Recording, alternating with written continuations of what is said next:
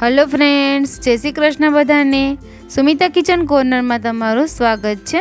आज આપણે બનાવીશું જામનગરની ફેમસ સૂકી કચોરી। આ કચોરીને એકવાર બનાવીને તેને મહિનો દિવસ સ્ટોર કરી શકાય છે, તે એકદમ સારી રહે છે। તો ચાલો બનાવીએ બધી ટિપ્સ અને ટ્રિક્સ સાથે સૂકી કચોરી। જો રેસીપી સારી લાગે તો વિડીયોને લાઈક કરજો, શેર કરજો અને ચેનલને સબસ્ક્રાઈબ કરજો। तो कचोरी बनावा माटे आपणे 2 कप मैदानो लोट लीधो छे। तो आ कचोरी मैदाना लोटथी एकदम सरस क्रिस्पी बने छे। तो अत्यारे आपणे मैदाना लोटनो ज उपयोग करवानो छे। तो आपणे तेने सारी रीते चाળી लेशुं। त्यारबाद तेमां आपणे स्वाद प्रमाणे मीठुं एड करशुं। तेने बराबर लोटमां मिक्स करी लेशुं। हवे आपणे लोटमां मोण एड करवानुं छे। तो आपणे 2 कप लोटनी सामे 1/4 कप तेल एड करशुं। तो तेलना मूळने આપણે લોટમાં સારી રીતે હથેળીની મદદથી ઘસીને મિક્સ કરી લેશું। તો આ રીતે આપણે લોટને હથેળી વચ્ચે ઘસીને સારી રીતે મિક્સ કરી લેવાનો છે મૂળમાં। તો ટૂંકમાં આપણે લોટમાં મુઠ્ઠી પડતું મૂળ લેવાનું છે। હવે આપણે થોડું થોડું પાણી એડ કરીને રોટલીથી થોડો કઠણ એવો લોટ તૈયાર કરી લેશું। તો આ રીતે આપણે થોડું થોડું પાણી એડ કરીને સરસ ડો તૈયાર કરી લીધો છે। तो लोटने આપણે સારી રીતે મસળીને ઢાંકીને સાઈડમાં રાખી દેશું। ત્યાં સુધીમાં આપણે સ્ટફિંગ માટેનો મસાલો તૈયાર કરી લેશું।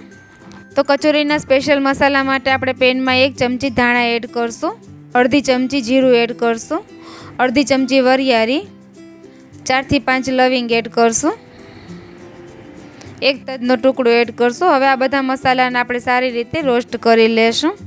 તો આપણે હલકો કલર ચેન્જ થાય ત્યાં સુધી તેને શેકવાના છે। थोड़ा रीते हल्का शेकाई जाए त्यारबाद तेमां आपणे 1 मोटी चमची तल एड करशुं। तेने पण आपणे सारी रीते शेकी लेशुं। तो आ रीते बधा मसाला बराबर शेकाई जाए त्यारबाद तेने आपणे ठंडा थवा माटे प्लेटमां काढी लेशुं। आ बधा मसाला थोड़ा हल्का ठंडा थई जाए त्यारबाद तेने आपणे मिक्सर जारमां लई लेशुं। तेमां 1 मोटी चमची काश्मीरी लाल मरचुं एड करशुं, 1.5 चमची खांड एड करशुं। હવે આ બધા મસાલાને આપણે સારી રીતે પીસી લેશું।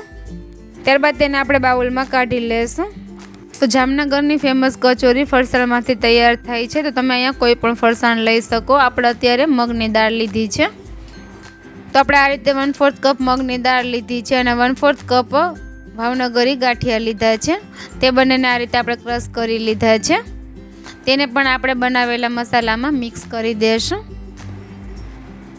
तो આપણે તૈયાર કરેલો મસાલો અને ક્રશ કરેલો ફરસાણને બરાબર મિક્સ કરી લેશું। હવે આ મસાલાને વધારે સ્વાદિષ્ટ બનાવવા માટે તેમાં થોડા ડ્રાય ફ્રૂટ્સ એડ કરશું। તો આપણે આ રીતે કાજુ અને બદામના ટુકડા એડ કરશું। 1 મોટી ચમચી કિસમિસ એડ કરશું। તો આપણે કિસમિસને આ રીતે નાના ટુકડા કરી લીધા છે। 1 મોટી ચમચી તલ એડ કરશું, અડધી ચમચી વરિયાળી એડ કરશું। બધું બરાબર મિક્સ કરી લેશું। तो આપણે ફરસાણ એડ કરીએ તે થોડા નમકીન હોય છે। તો આ સમયે તમને મીઠું ઓછું લાગે તો થોડું એડ કરી દેવાનું। હવે આપણે કચોરીનું સ્ટફિંગ તૈયાર કરીએ છીએ। તો તેમાં સરસ બાઇન્ડિંગ આવે તેના માટે આપણે આંબલીનો પલ્પ એડ કરશું। તો આપણે થોડી આંબલીને પાણીમાં ઉકાળી લીધી છે અને તેનો પલ્પ તૈયાર કરી લીધો છે। તો આપણે થોડું થોડું આંબલીનું પાણી એડ કરીને સરસ બાઇન્ડિંગ આવે તે રીતે આપણે મિશ્રણ તૈયાર કરી લેશું। તો અત્યારે આપણે આ કચોરીના સ્ટફિંગમાં લાલ મરચું પાવડર, ખાંડ અને આંબલીનો પલ્પ એડ કર્યો છે। તો એકદમ સરસ ખાટો મીઠો અને તીખો મસાલો તૈયાર થશે। તો આપણે આ મિશ્રણમાં એકદમ સરસ બાઇન્ડિંગ આવે છે। તો આપણે આ રીતે બોલ્સ બનાવી લેશું। તો તમારે જેવડી કચોરી બનાવી હોય તે રીતે બોલ્સ તૈયાર કરી લેવાના છે। તો આપણે ડો તૈયાર કરીને રાખ્યો તો તેમાં પણ સરસ કૂણપ આવી ગયું છે। તેને આપણે થોડો મસળી લેશું અને તેને આપણે 2 પાર્ટમાં કટ કરી લેશું। એક પાર્ટને આ રીતે આપણે ચોપિંગ બોર્ડ ઉપર મસળી લેશું અને તેને આ રીતે તૈયાર કરી લેશું। હવે તેમાં આપણે એક સરખા લુવા થાય તે માટે આ રીતે કટ લગાવી લેશું। તો તૈયાર કરેલા ડોમાંથી આપણે આ રીતે લુવો તૈયાર કરી લેશું। તો આ રીતે એકદમ સરસ મસળીને લુવો તૈયાર થઈ જાય ત્યારબાદ તેને આપણે અંગૂઠા અને આંગળીની મદદથી આ રીતે વાટકી જેવો શેપ આપી દેશું। ત્યારબાદ તેમાં આપણે સ્ટફિંગ રાખી દેશું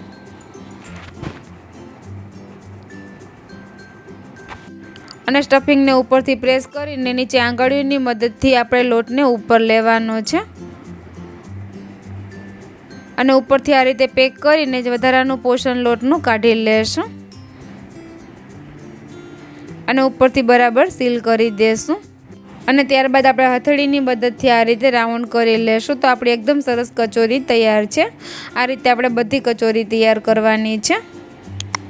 તો તમે આ રીતે કચોરી તૈયાર કરશો તો તમારી કચોરી તેલમાં એક પણ ફાટશે નહીં। તો આ રીતે આપણે બધી કચોરી બનાવીને રેડી કરી લીધી છે અને આપણે તેલ પણ સરસ ગરમ થઈ ગયું છે તો આપણે કચોરીને તળી લેશું। તો તેલનું ટેમ્પરેચર ચેક કરવા માટે આપણે થોડું લોટ એડ કરશું। તો એકવાર તેલ ગરમ થઈ જાય ત્યારબાદ આપણે ગેસની ફ્લેમ મીડિયમ કરી લેવાની છે અને આપણે એક એક કચોરી એડ કરી દઈશું। તો આપણે કચોરીને મીડિયમ ફ્લેમ પર જ તળવાની છે। તો લગભગ કચોરીને તળાતા 5 થી 7 મિનિટનો સમય લાગે છે। જો ગેસની ફ્લેમ હાઈ હશે તો ઉપરથી કચોરી લાલ થઈ જશે અને અંદરથી કાચી રહી જશે અને જો ગેસની ફ્લેમ સ્લો હશે તો ઉપરનું પણ હાર્ડ થઈ જશે, કઠણ થઈ જશે। તો ગેસની ફ્લેમ મીડિયમ રાખીને આ રીતે આપણે ચમચીની મદદથી જ કચોરીને ફેરવતા જઈશું।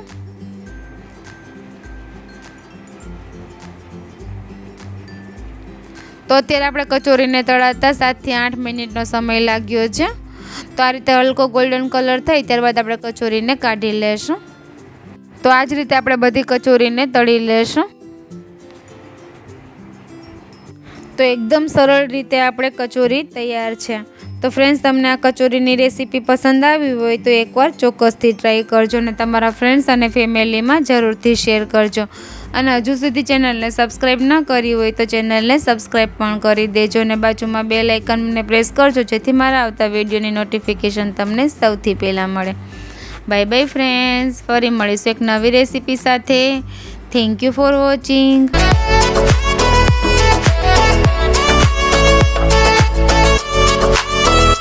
તો ફ્રેન્ડ્સ તમને મારી રેસીપી પસંદ આવતી હોય તો ચેનલને લાઇક કરજો, શેર કરજો અને સબસ્ક્રાઈબ કરજો ને બાજુમાં બેલ આઇકનને પ્રેસ કરજો જેથી મારા આવતા વિડીયોની નોટિફિકેશન તમને સૌથી પહેલાં મળે। Bye bye friends.